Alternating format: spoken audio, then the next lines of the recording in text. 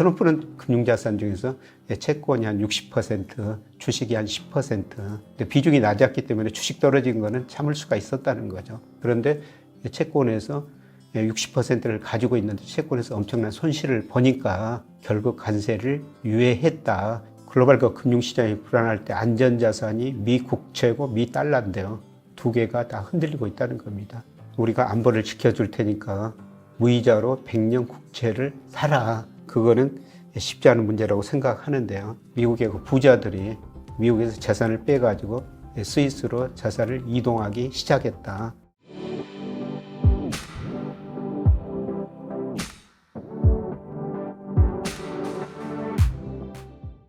최근 달러 가치가 급락하면서 스티븐 미란 보고서가 많이 그 시장에 이야기되고 있습니다. 그래서 왜 달러 인덱스가 하락하고 미란 보고서가 시장에 어떤 영향을 미치는지 같이 한번 살펴보겠습니다. 우선 달러 인덱스가 급락하고 있습니다. 트럼프가 대통령이 되고 나서 달러 인덱스가 좀 올랐었죠. 소위 그 트럼프 트레이드라고 그랬는데요. 트럼프가 대통령이 되면은 관세를 부과하면 물가가 오르고 미 금리가 오를 것이다. 그래서 달러 인덱스가 올랐었어요. 그래서 1월 13일 달러 인덱스가 109.96까지 거의 110에 접근했죠. 그러나 오늘 보니까요, 지금 98에 근접하고 있습니다. 이 그림에서 제가 달러 인덱스 단기 추이를 그려놨는데요. 그야말로 급락이 아닙니까? 중기 추이로도 저는 달러가 이제 3차 하락 추세에 접어들었다. 이런 말씀을 드리고 싶은데요. 그동안 장기적으로 달러 추이를 보면은 달러 인덱스가 두 번에 걸쳐 크게 하락했습니다. 80년대 들어서 미국이 어려우니까 85년 9월 미국이 플라자 합의라는 걸 유도하죠. 그래서 플라자 합의 전후에 달러 인덱스가 무려 51%나 하락합니다. 그리고 2000년대에 돌아서 미국의 IT 거품이 붕괴되면서 미국 경제가 정말 어려웠었죠. 이때 달러 인덱스가 40% 하락합니다. 그리고 앞서 말씀드렸습니다만 최근 달러 가치가 급락하고 있습니다. 이게 추세인지 일시적 현상인지 좀 지켜봐야 될 텐데요. 저는 추세라고 보고 있습니다. 이런 의미에서 스티븐 미란 백악관 경제자문위원회 위원장 보고서를 한번 살펴볼 필요가 있는 것 같습니다. 이분이 그 허드슨 베이 캐피탈 근무할 때 작년 11월에 낸 보고서인데요. 그런데 지금 미국의 무역 적자가 높고 미국 제조업 경기가 안 좋은 거는 기본적으로 달러가 고평가되어 있기 때문에 그런 현상이 발생한다고 보고 있습니다. 그래서 이런 현상을 그 트럼프 대통령이 관세로 해결해야 되는데요. 그런데 이 사람은 관세는 최종적인 수단이 아니다. 전술적인 수단에 불과하다. 결국은 달러 가치 하락을 유도해야 된다. 앞서 플라자 합의를 통해 가지고 달러 인덱스가 50%가량 떨어졌다 이런 말씀을 드렸습니다만 말을 하고 협약을 맺어야 된다는 겁니다. 말을 하고는 트럼프 별장이 있는데요. 거기서 주요 교역 대상국들을 불러놓고 달러 약세 유도하겠다. 당신네들 통화 같이 올려라. 이럴 정도로 달러 가치를 절하시켜야 된다는 것입니다. 그리고 이분은 아주 특이한 주장을 하고 있어요. 그것도 중요하지만은 계속 달러 가치가 하락이기 때문에 그거를 좀 유지하기 위해서는 미국이 100년 만기 국채를 발행해 가지고요. 그 무이자 국채입니다. 그거를 우방국한테 우리가 너네 안보를 지켜줄 테니까 이걸 사가라는 것이죠. 그러면은 미국 측 입장에서는 금리도 낮춰가지고 재정 부담도 줄일 수 있고 달러 가치도 어느 정도 유지할 수가 있다는 것입니다. 실제로 저는 매우 어려운 일이라고 보고 있는데요. 참고로 달러에서 여러분이 요새 보면은 트리핀 딜레마라는 게 있죠. 이 트리핀 딜레마라는 것은요, 1960년대 로버트 트리핀이라는 경제학자가 있었어요. 트리핀 딜레마라는 것은 뭐냐면 기축통화국, 지금 미국이죠. 국제 유동성을 제공하려면 경상수지 적자를 많이 내야 되죠. 미국 가계가 소비를 많이 해야 됩니다. 그러면 경상수지 적자가 나고 전 세계 달러가 유통되면서 세계 경제가 성장할 수가 있다는 것입니다. 그런데 이 적자가 너무 커지면 어떻습니까? 기축통화, 달러에 대한 신뢰가 무너진다는 게 딜레마죠. 지금 그런 현상이 발생하고 있습니다. 미국의 연방정부 부채를 보니까요. 1946년 2차 대전 끝나고 GDP 대비 119%였습니다. 그런데 2020년 물론 코로나 때문에 정부가 돈을 많이 써서 그렇습니다만 126%까지 올라갔고요. 지금도 GDP 대비 적자가 120%가 넘습니다. 그리고 대순부채, 이 대순부채란 건 뭐냐면은 미국이 가지고 있는 대의 자산하고 애군이 가지고 있는 미국 자산이 차이인데요. 이게 GDP 대비 90%에 접근하고 있습니다. 그래서 미국 입장에서 보면은 대내 부채도 많고 대부채도 많고 이런데 미국을 믿을 수가 있겠습니까? 그래서 신뢰도가 떨어지기 때문에 최근에 그 트리핀 딜레마라는 단어가 많이 나오고 있습니다. 그리고 정부 부채가 이렇게 많다 보니까요. 미국이 국채를 발행하면 이자를 지급해야 되지 않습니까? 그래서 이자 지급이 작년 기준으로 보니까 GDP 대비 3%예요. 굉장히 높죠. 이게 금액 기준으로 보면은 약 8,800억 달러 미 연방정부가 국채를 발행했고 이자를 이렇게 많이 주고 있다는 겁니다. 지속할 수 없죠. 그래서 결국은 국채 발행을 좀 줄여야 되겠다. 그러려면 재정 적자 줄여야 되겠죠. 그러기 위해서 관세를 좀 부과하겠다. 그런 이야기입니다. 그래서 100년 만기 국채를 발행하겠다는 건데 이걸 발행하면은 미국 금리도 낮아지고 그 다음에 달러 가치도 안정될 수가 있죠. 그런데 이게 과연 발행될 수 있고 외국인들이 이걸 사갈 것인가 지켜봐야 될 것 같습니다. 미국에서 100년 만기 국채를 발행하겠다는 것은 앞서 말씀드린 것처럼 재정 적자를 줄이고 이자 부담을 줄이겠다는 겁니다. 그래서 이거를 이제 미국이 안보를 지켜주는 나라, 예를 들어서 우리나라, 일본, EU 이런 나라들한테 강제로 매각하겠다는 것입니다. 강제로 우리가 안보를 지켜줄 테니까 무이자로 100년 국채를 사라.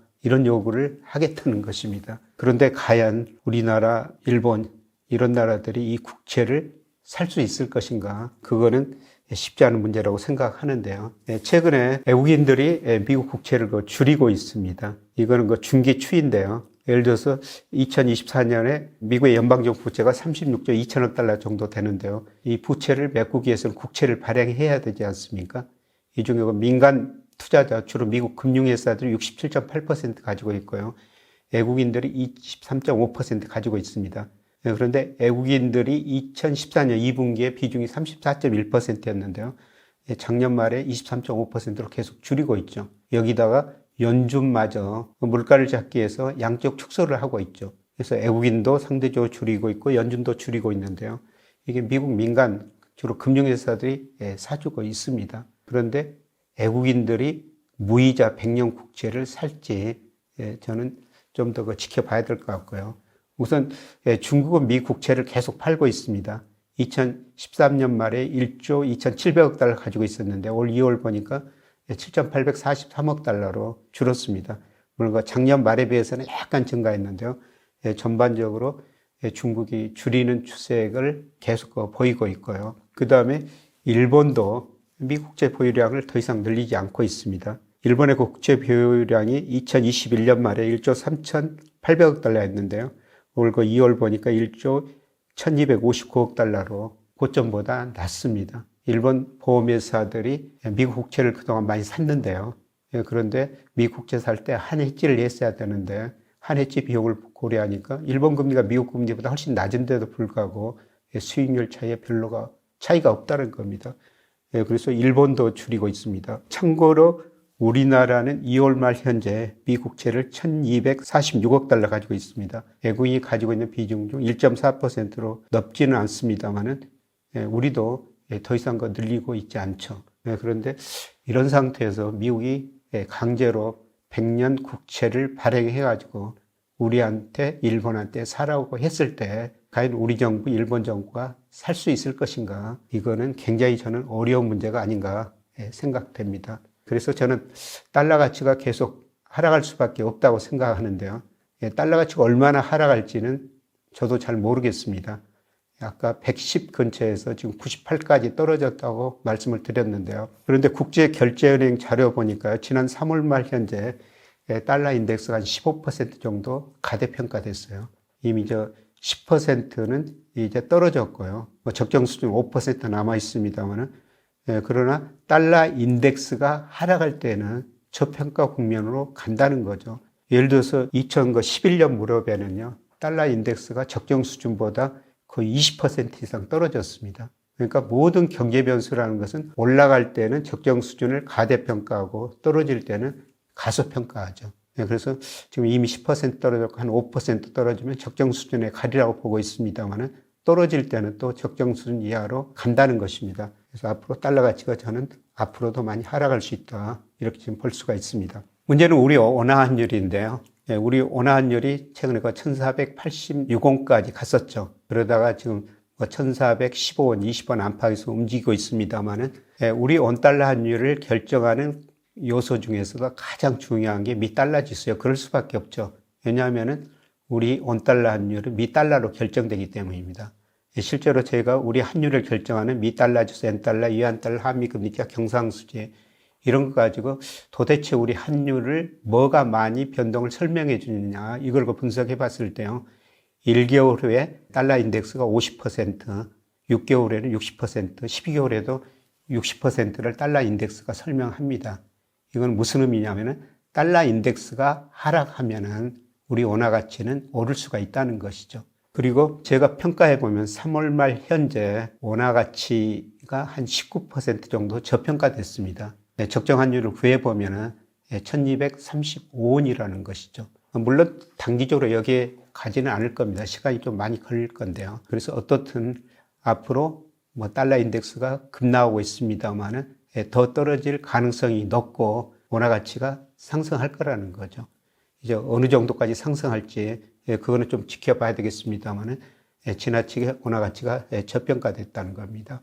올해 들어서 지난 4월 18일까지 전년 말 대비 주요 주가 지수 제가 변동률을 그려놓은 건데요. 나스닥이 16%, 그 다음에 S&P 500 10% 떨어졌습니다. 그러나 우선 코스피 3.5%, 코스닥 5.8% 올랐고요. 그 다음에 독일, 홍콩, 브라질 이런 나라 주가는 우리보다 좀 더 많이 올랐습니다. 그런데 달러 인덱스가 하락할 때는요. 미국 주가보다는 선진국에서는 유럽 주가가 더 많이 올랐고요. 그 다음에 신흥 주가, 달러 인덱스가 하락할 때 신흥국 주가하고 S&P 500 상대 지수를 구하면요. 상관계수가 마이너스 0.9 정도 나옵니다. 그리고 달러 인덱스하고 코스피 S&P 500 상대 지수 상관계수를 구해보면 마이너스 0.8 정도 나옵니다. 즉 달러 인덱스가 상승할 때는 우리 코스피보다 S&P 500이 더 많이 올랐다는 의미가 되는 거고요. 그 다음에 달러 인덱스가 하락할 때는 우리 코스피가 S&P 500보다 상대적으로 수익률이 높았다는 겁니다. 달러 인덱스 하락하고 있습니다. 앞으로 더 떨어질 것이다. 이런 말씀을 드렸는데 이걸 고려하면 저는 앞으로 S&P 500보다는 코스피가 절대적으로 수익률이 상대적으로 나은 국면이 앞으로 전개되리라고 보고 있습니다. 이미 올 4월까지 통계 보니까 그런 현상이 나타나는데요. 이런 현상이 지속되리라고 보고 있습니다. 참고로 일부 언론을 보니까요. 이번에 트럼프가 상호 관세를 90일 유예한 거는 자기 재산을 지키기 위해서 그랬다. 이런 언론의 보도들이 나오고 있습니다. 그래서 이거는 뉴욕타임스에서도 보도되고 우리나라도 관련 기사를 인용해가지고 보고를 했는데요. 트럼프는 물론 부동산 재산이 제일 많습니다. 금융자산도 엄청나게 가지고 있는데요. 근데 금융자산 중에서 채권이 한 60%, 주식이 한 10%. 근데 비중이 낮았기 때문에 주식 떨어진 거는 참을 수가 있었다는 거죠. 그런데 미국 채권 금리가 최근에 올라버렸지 않습니까? 채권에서 60%를 가지고 있는데 채권에서 엄청난 손실을 보니까 결국 관세를 유예했다. 그런 보도들이 뉴욕타임스나 그거를 이용한 우리나라 신문에서도 주요 보도가 됐습니다. 저는 그러지 않기를 바라고 있는데요. 그런데 최근에 여러 연구기관, 미국의 신뢰도가 떨어지고 있다. 이런 이야기가 나오는데요. 이것도 우리나라 한 신문기사인데요. 미국의 부자들이 미국에서 재산을 빼가지고 스위스로 자산을 이동하기 시작했다. 그 다음에 훌륭한 두뇌, 특히 대학 교수들, 과학자들이 캐나다로 가거나 유럽으로 이동하고 있다는 겁니다. 트럼프 밑에서는 연구할 수도 없고 자유롭게 살 수도 없다는 것입니다. 그리고 미국으로 여행객도 3월에 12%나 급감했다. 이런 보도들이 나옵니다. 그리고 앞서 말씀드렸습니다만은 글로벌 금융시장이 불안할 때 안전자산이 미 국채고 미 달러인데요. 두 개가 다 흔들리고 있다는 겁니다. 이런 의미에서 저는 과거의 미국이 아니다. 세계 질서가 크게 변하는 과정이다. 과연 트럼프가 이거를 어떤 식으로 인식하고 있을지 좀 지켜봐야 될 것 같습니다. 그러나 갈수록 미국 신뢰도가 떨어지면서 트럼프도 자신 미국 경제를 되돌아보면서 앞으로 관세 협상에 보다 적극적으로 나오지 않을까 그런 생각을 하고 있습니다만은 좀 더 지켜봐야 되겠습니다. 어떻건 제가 말씀드리고 싶은 거는 트럼프 정책뿐만 아니라 미국의 대내 불균형이 심화됐기 때문에 달러 인덱스는 이미 급락했지만 앞으로도 더 하락할 수밖에 없다. 달러 인덱스가 하락할 때 선진국에서는 유럽 주가가 미국보다 더 올랐고, 그 다음에 신흥시장 주가가 미국보다도 상대 수익률이 훨씬 더 좋았다는 겁니다. 우리 코스피도 그러고요. 중앙일보에 칼럼을 실었습니다. 그런데 제가 예상했던 그런 모습이 현재 진행되고 있기 때문에 한번 여러분이 시간 나시면 읽어보시기 바랍니다.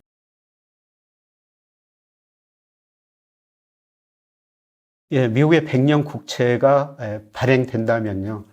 사실 앞서 말씀드렸습니다만은 우리나라, 일본 안 살 겁니다. 그런데 미국의 강요로 안보 문제 들면서 강제로 매각했을 때는 오히려 미국의 10년이나 5년, 3년 국채 수익가 감소할 수가 있죠. 우리나라나 미국이나 금융회사와 마찬가지고 중앙은행도 전체 자산 중에서 몇 퍼센트를 미국 국채에 할당을 할 텐데요. 그런데 100년 국채를 미국이 강요해서 사라고 그러면은 상대적으로 10년이나 5년 국채, 이거는 상대적으로 수요가 줄어들 거라는 겁니다. 그렇게 되면은 미국의 대표적인 시장 금리가 10년 국채 수익률인데요. 국채 수익률이 전혀 떨어지지 않고 미국의 의도하고는 관계없이 미 국채 수익률이 높은 수준을 유지할 가능성이 높아 보입니다. 고맙습니다.